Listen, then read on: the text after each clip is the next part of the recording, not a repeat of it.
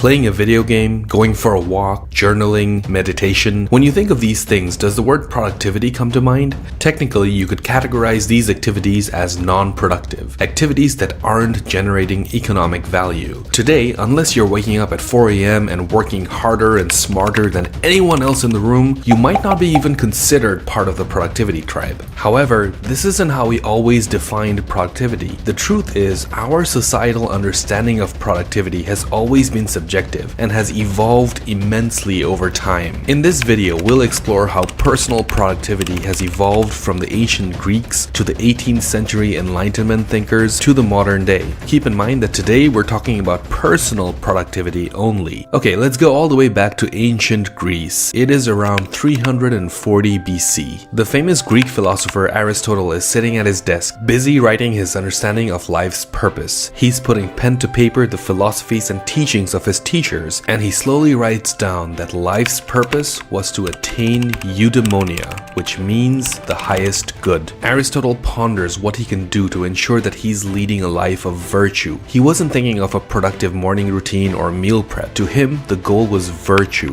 which meant self-mastery and excellence. Aristotle in 2023 would probably be a famous productivity YouTuber guru, but back in his time, being the best version of yourself and excellence meant living a life of virtue. And in that world, that's exactly what productivity really boiled down to. It didn't mean doing things fast or completing multiple projects at the same time. It just meant excellence in all of life's aspects: mental, physical, and spiritual. And this concept was what built the foundation of Greco-Roman worldviews for centuries to come. They were achieving what modern-day productivity boasts we can achieve, but by looking at productivity with a different lens. To them, productivity meant being the best version of themselves and striving for excellence. And this mindset ended up making them quote-unquote productive in today's definition of productivity. I mean, look at Alexander the Great, for instance. Beyond being a military general, he was also a strategist. He was also skilled at music, philosophy, poetry, and horse riding. In Rome,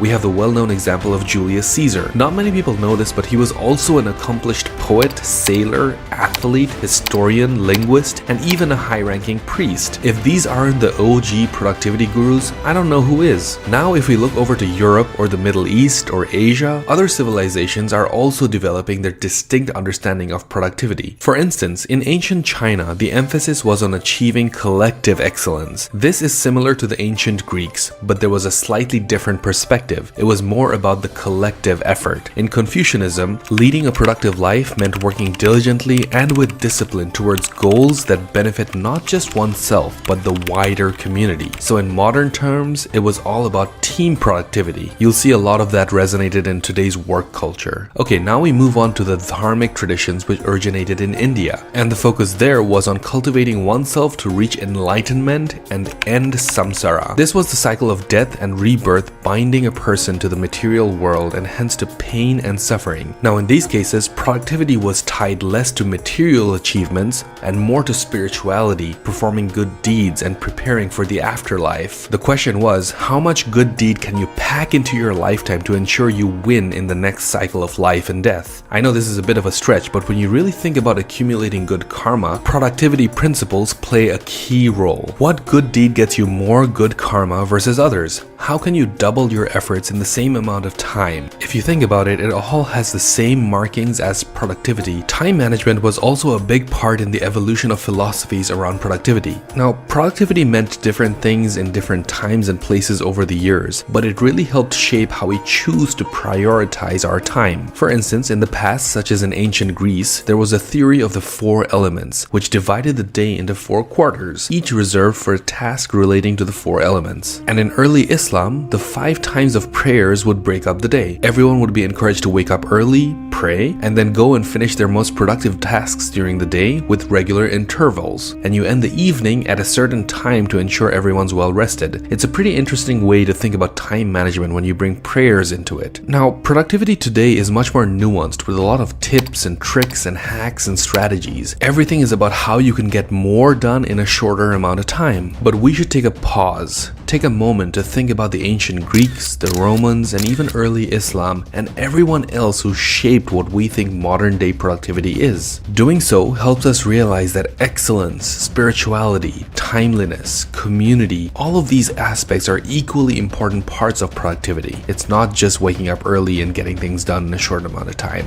As with everything in life, look at productivity holistically. That's what history teaches us. If you like this video, check out this video where I highlight an awesome productivity tool that changed the way I work. Thanks, and see you on the next one.